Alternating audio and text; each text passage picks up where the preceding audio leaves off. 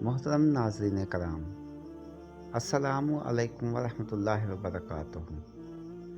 आज का हमारा मौजू सही बुखारी जिल्द नंबर 1 और हदीस नंबर 1 है। अपने मौजू की तरफ बढ़ने से पहले हमारे चैनल सिरातुल मुस्तकीम को सब्सक्राइब करते जाएं और साथ ही घंटी का बटन भी दबा दें ताकि हमारी हर नई वीडियो आप तक पहुंचती रहे। सही बुखारी जिल्द नंबर 1 हदीस नंबर 1। अब्दुल्ला बिन ज़ुबैर को हमीदी ने यह खबर बयान की।